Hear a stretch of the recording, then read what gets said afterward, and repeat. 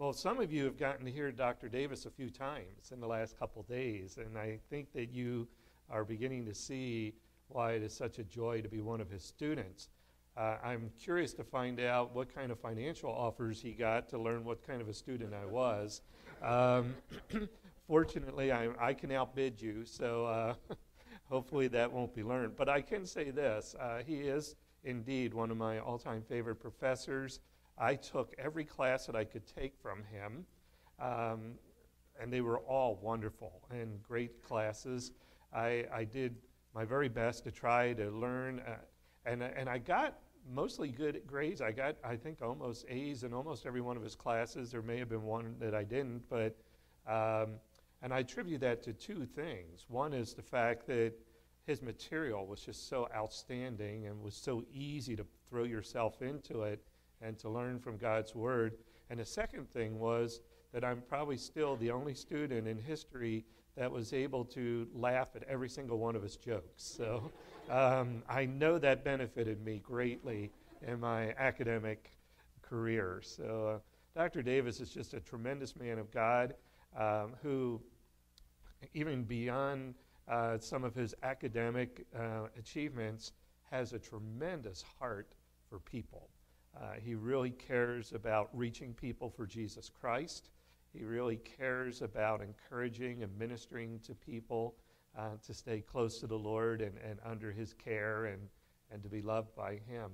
And I think you're going to really enjoy his message this morning and just the different ways that he will minister to us. We've already gone through some, previous to your coming, some of the accolades that I had for you, so I don't need to do all that, but thank you so much, Dr. Davis, for ministering to us today. Thank you. What a delight to be here. I've really been looking forward to coming back to Rittman. My memories and impressions of previous trips have all been wonderful. I find everyone here to be warm and very, very friendly. So I thank you for that. I want to give you just a brief update on Grace College and Grace Theological Seminary. You heard about the beginnings of the school in 1937. I had the good fortune to have as professors both Dr. McLean and Dr. Hoyt were my professors, and therefore got a sense of the origin of the schools. From that humble beginning in 1937, 1939 in Winona Lake, God has really blessed enormously. If you were to walk on the campus of Grace today, it's 165 acres. There are now 1,875 students on the campus. We had a record enrollment this year of over 500 students. God has really blessed. And this is a school that stands for creationism, the Word of God. Every student's exposed to sound biblical teaching. The seminary has expanded its ministry. In fact, the seminary has a brand new building. They're no longer in McLean Hall. There's the large old Free Methodist building, and those of you who have been there, that's all owned by Grace now. It's Mount Memorial. Then there's a large building next to that that's totally dedicated to the seminary. It's beautiful. Nice modern classrooms and the professors' offices, because the seminary really never had its own building. McLean Hall was sort of the administrative center, and we were mixed in there with all kinds of things, but they now have that as of October this year, and it is wonderful indeed. The seminary is reaching out with courses off campus, and we have a number of students in various places. Grace College has extension programs now in Detroit, in Fort Wayne, Indianapolis, and that's working out well, and there are also some online courses that are being offered there. Grace College was selected among all the universities and colleges in the state of Indiana to oversee the academic program in the prisons of the state. That's quite an honor. Of course, Grace initiated prison education programs for a long time, even offering the associate arts degree. The state recognized that, and now Grace holds that position to supervise. Oh, that's quite an honor, and we really thank the Lord for that opportunity. I retired from teaching, of course, a number of years ago, but I go back and I teach a course or two in the seminary in advanced Hebrew or things of that nature. And it's nice to be with the students and have that opportunity. So things move on. Grace has one of the finest small college athletic programs in the country. Our women's basketball team has had a stellar year. Our young men are ranked 20th in the country in NAIA. They're on their way to Branson, Missouri to play in the national finals again this year. It's the third year in a row. They've had that record. They won the conference last year. And this conference that Grace is in is one of the toughest small college conferences in the country. 3 teams from this conference are going to go to the national finals. That tells you some of the competition is there.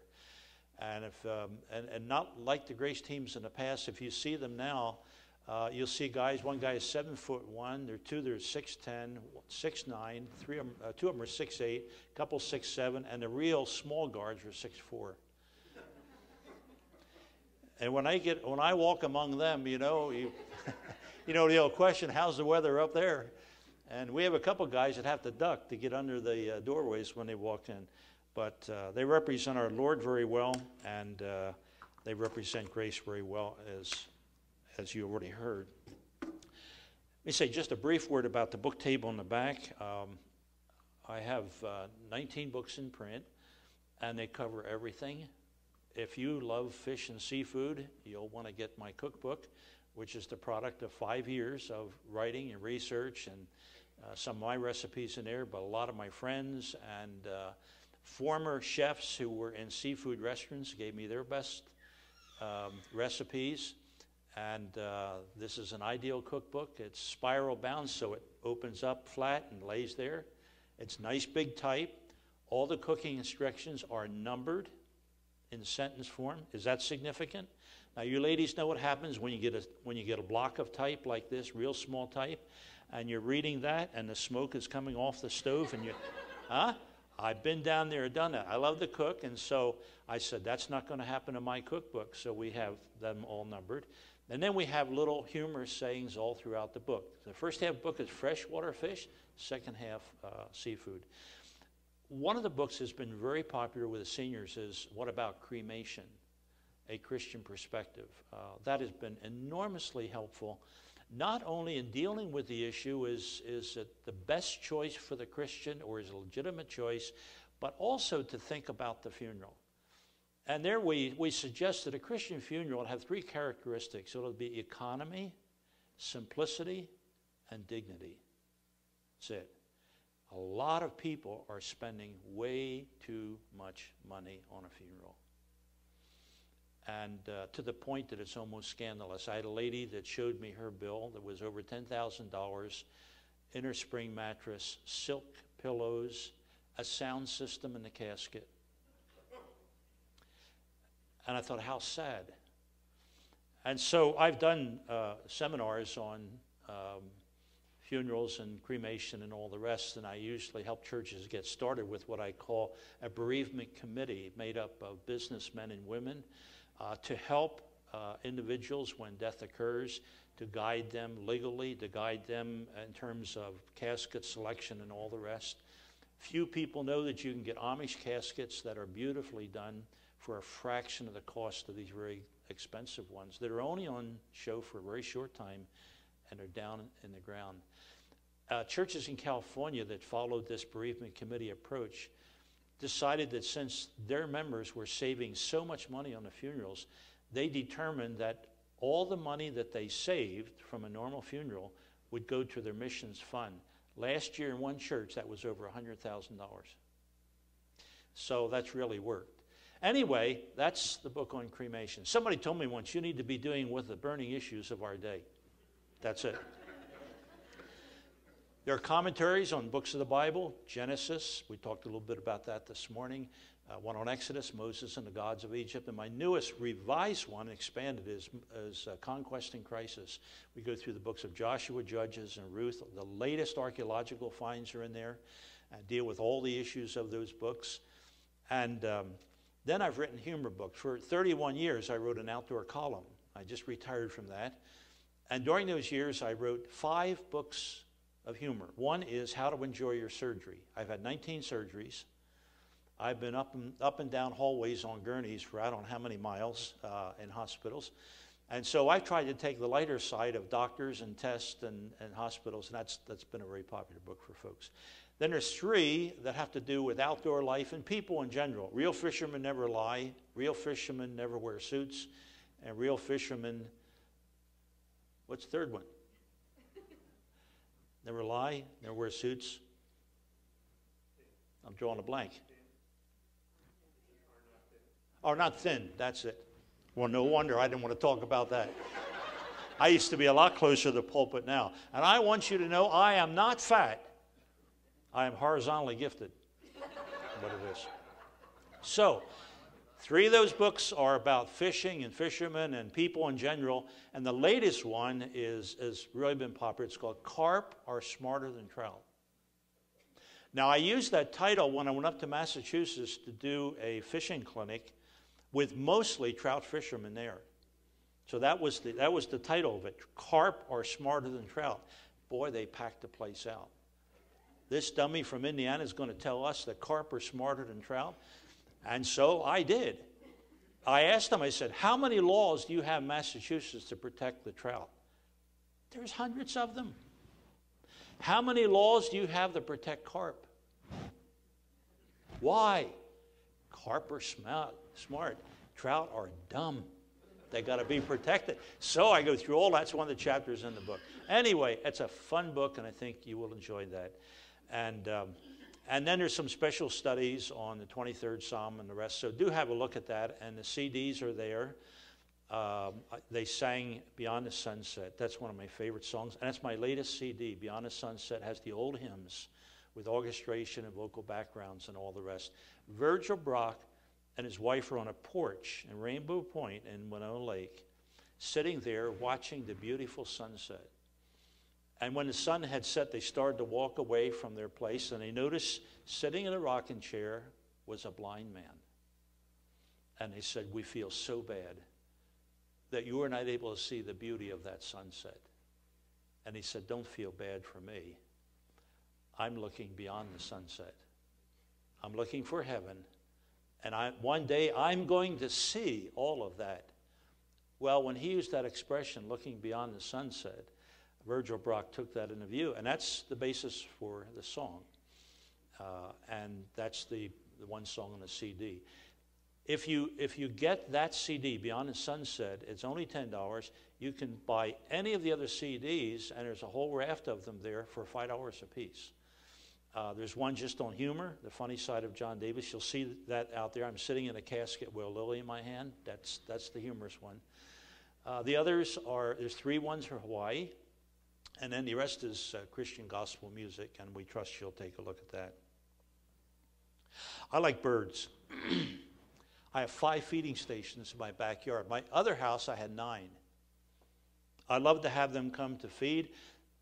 Birds are probably the most entertaining little creatures on the earth. More people are entertained by birds, I think, than anything else. Now, I know you might have a pooch at home and is bouncing around the house. You think that's great entertainment. But in terms of numbers, the birds have got it. Everybody watches them.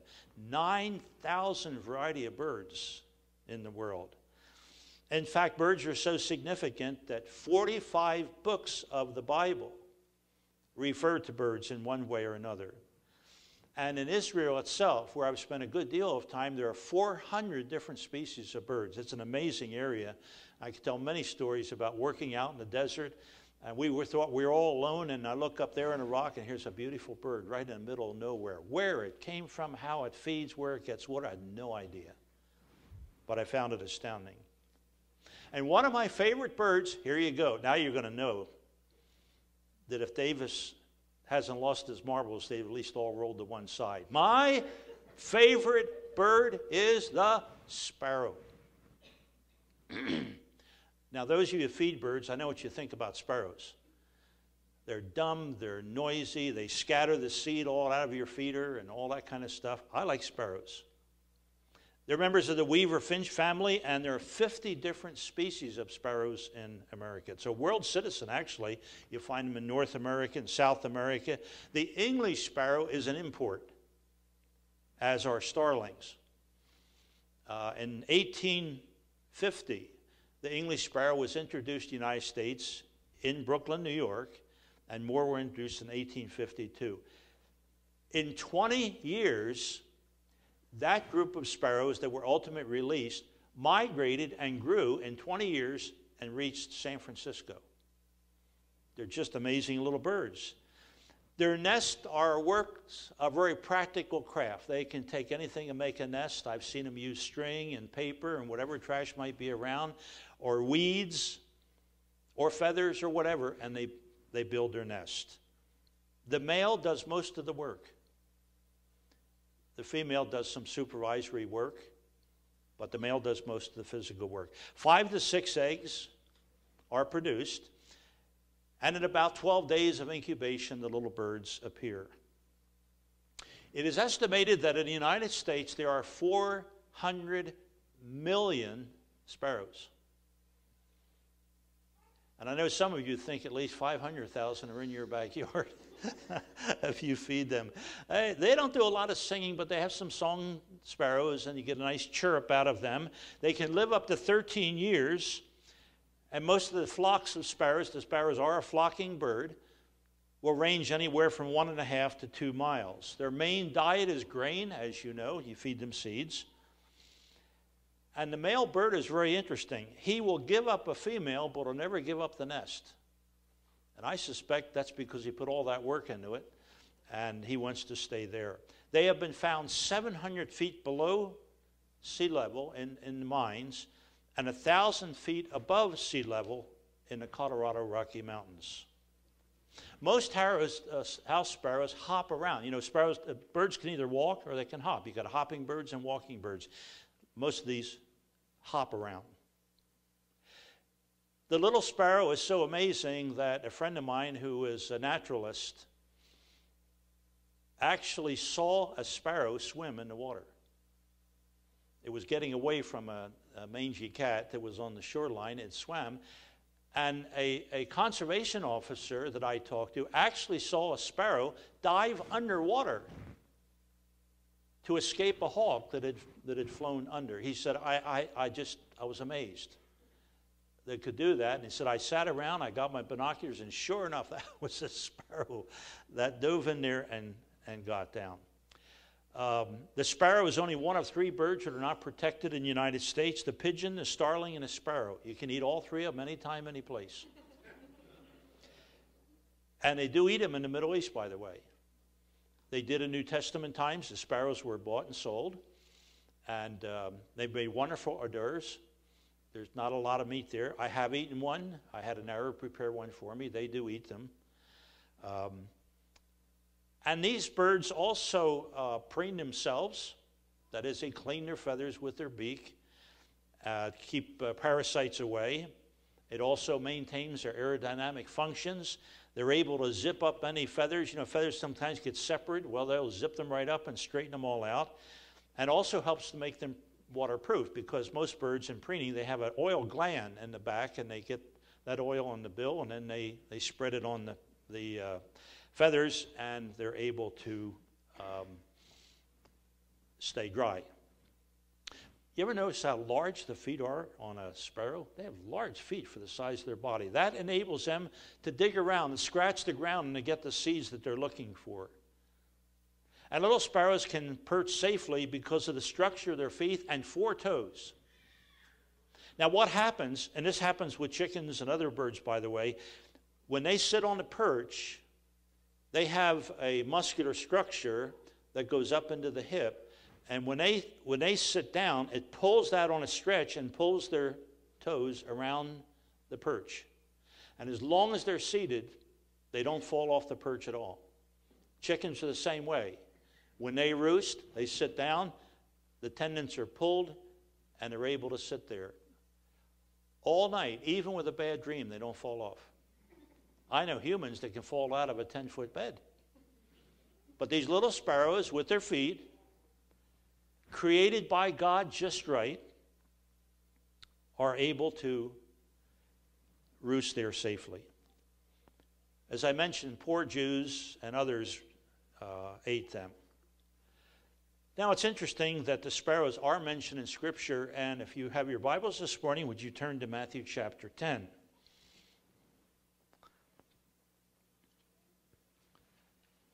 Matthew chapter 10. And my basic theme this morning is God is the answer to fear. God is the answer to fear. And you'll see in the passage we're going to read, beginning in verse 28, that 3 times in our passage it says, don't be afraid. Don't be afraid. So God is the answer to fear. Verse 26, do not be afraid of them. There is nothing concealed that will not be disclosed, or hidden that will not be made known. What I tell you in the dark, speak in the daylight. What is whispered in your ear, proclaim from the roofs. Do not be afraid. There's a second use of it.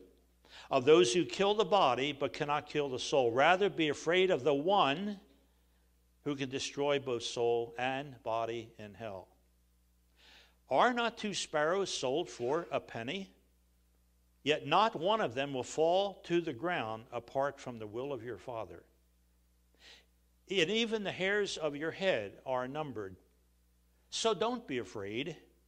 You are worth more than many sparrows. First thing I suggest from the passage, that God is the answer to fear. That's verses 26 to 30. Don't be afraid 3 times. Fear is a terrible thing in the believer's life. It stops progress. It denies you the confidence that you need. Don't fear men. They have power only over your body. But you better fear the one, capital O, who can judge both body and soul in hell. This is a reference to the absolute sovereignty of God. So don't be afraid. The gospel cannot be suppressed. That's verses 26 and 27. They can't suppress the gospel. Don't be afraid. Verse 28, don't be afraid. Men can only kill the body. None could kill the soul. And most commentators are satisfied that the one who can destroy both soul and body in hell is God himself, the one who has that absolute control for eternal punishment. It talks about the sale of sparrows, a penny, which was the lowest, smallest coin in circulation in that day. Are not 2 sparrows sold for a penny? The sparrow was a poor man's form of eating, as were pigeons and doves. It was interesting that among the merchants back then, if you bought 4 sparrows, a 5th one was thrown in free. And that was kind of the extra, like the baker's dozen and that sort of thing. Every time I think about the desert and the sparrow in the desert, and I saw a number of them. In fact, the last time I dug over there at Kirbet Nissia, there was one sparrow that would come every day. It was a little male, and he would sit right up there on the top of the tomb while I was working inside. I'd come out there, he'd be there, and I'd say, Shalom. He never said anything back because he couldn't speak Hebrew. My friend Abu Salim, who was the sheikh of the tribe of the Ta'amri Arabs down south of Jerusalem, I dug a couple seasons at Tekoa, found a large tomb there from the day of the prophet Amos. And Abu Salim owned all of that property. And he had a daughter that had never married, and she was just a wonderful lady. But he used to call her my little sparrow. And I remember the first time I was in his house, he said, I want you to meet my little sparrow. Well, this lady walked in, and she was considerably larger than a sparrow. You know, when you leave footprints in dry cement, you're a little on the heavy side. And that was his little sparrow. And every time I think about the desert sparrow, I think about Atina. It's interesting that it mentions in the passage, your Father, in verse 29. This makes it an intimate approach. There are many today, and especially among the feminist movement, who want to deny God his fatherhood. They want to call God mother. I do a series of messages I call hot potatoes. And I did this at a church in Warsaw on Saturday night. We had this whole series of messages. Who owns Israel? Who owns Palestine? Is cremation biblical? Should the church marry Bill and Sam? And should we call God Mother was one of the topics. We had huge crowds. Each time we dealt with these hot topics. Is capital punishment an acceptable form of judgment in our day? So these were kind of the topics, and one of them had to do with the fatherhood of God, which, by the way, is God's idea, and therefore we need to follow that. I was also interested in our passage that it talked about even the hairs of your head are all numbered. For the average man, that's 140,000 hairs. Now, some of us have lost a little bit of that. The rug has been thinned out. The lawn is a little, got a few spots in it. And Dr. Homer Kent, some of you may know, is fairly bald. And I think he handles this as well as anybody. He said, God doesn't put marble furniture on, God doesn't put marble tops on cheap furniture. That's the way he puts it. God does not put marble tops on cheap furniture. And he also told me that grass doesn't grow on busy streets, to which I responded, it doesn't grow in dead ends either. But some of us have wavy hair, that some hair is waved goodbye to the others. It's interesting elsewhere that it talks about the hairs of our head are numbered. God is a God of detail. It shows the incredible level of his knowledge. He not only knows all the stars, all the movement of those stars. That's how we can land the man on the moon. If we were in charge of the moon, we'd never reach there. It wouldn't be there on time. We wouldn't be on time. Something would be wrong. But the fact that God upholds all these things by his power allows us to go to the moon and to do so predictably and to go well. And God not only knows all about our hair, but he knows all about the sparrows. So God is the answer to fear. Don't be afraid. God is the answer to loneliness. Psalm 102, verses 6 and 7, probably written by David. Let me read that for you. I am like a desert owl, an owl among the ruins. I lie awake. Listen, I have become like a sparrow on the roof. If there were ever a symbol for loneliness, it would be that, because sparrows are flocking birds. You usually don't see one on the roof all by itself. You see a whole bunch of sparrows. So to have one little sparrow on the roof is the portrait of loneliness. And God does not allow us to be lonely. There's one of the songs I sing and I recorded, I'll never be lonely again. I love to sing that at nursing homes for ladies and men who are there all alone. Their families have abandoned them and all the rest. And I remind them, if you know Jesus, you're never, ever alone. Psalm 84, verses 1 to 4. How lovely is your dwelling place, O Lord Almighty. My soul yearns, even faints for the courts of the Lord. My heart and my flesh cry out for the living God. Now here we come to it. Even the sparrow has found a home. Can you imagine the priest walking through the tabernacle? There's a sparrow building a nest. What is this I see? And then there's another bird over here. Sparrows can find all kinds of ways and places to build their nest. And even in the tabernacle, they found ways to be at home. But then the psalmist goes on to say, blessed are those who dwell in your house. They are ever praising you. The sparrow in the sanctuary created some difficulties in 1979 in St. Helens Parish Church. The pastor had arranged for a classical guitarist to come and to be the featured performer. And he was right down in front in a packed church. And the guitarist began to play. Up in the rafters, there was one little sparrow, and it happened to be a song sparrow. This guy got 5 minutes of his concert, and the sparrow started to sing at the top of its little lungs. And they looked up, everybody looked up at the sparrow.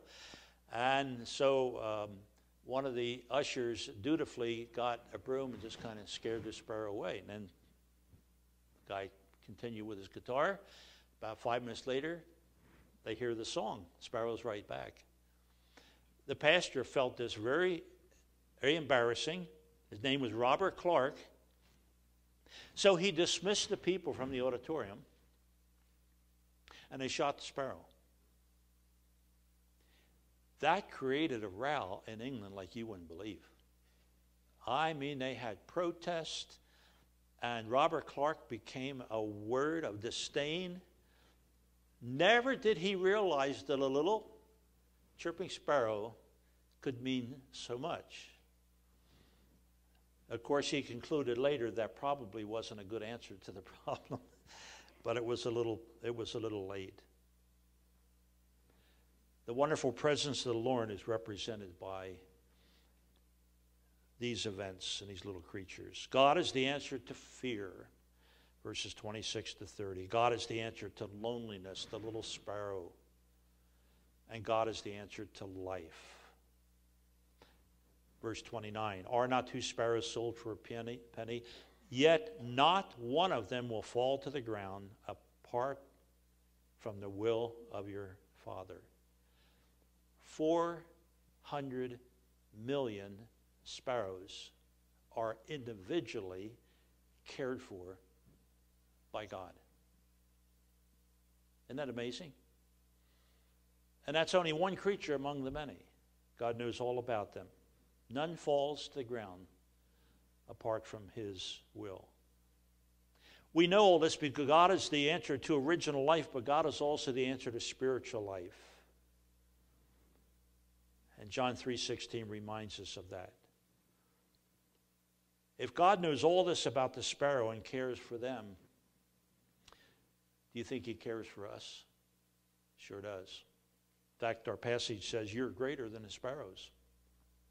By the way, for the modern naturalist who is excluding God and the speciologist, they call him speciality, that is, all species are equally of value, the mouse and the human. The Bible presents a hierarchical view of animal and human life. You're greater than the sparrow, it says that. And of course, God gave man dominion over the animals and the life and so forth.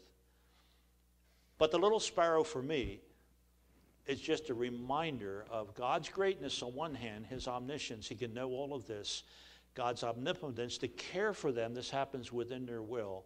And if I'm greater than the sparrow, how much greater would his attention be on me? That's amazing. So every time I see a little sparrow hop onto my feeder, and even though he annoys me by swishing all the seed out of the side, I said, God knows all about that little guy and the other sparrow that's there. I mention this morning because you're going to see sparrows the rest of your life. And I want that common experience of seeing a sparrow to be a biblical reminder of the greatness of your God and his love for you.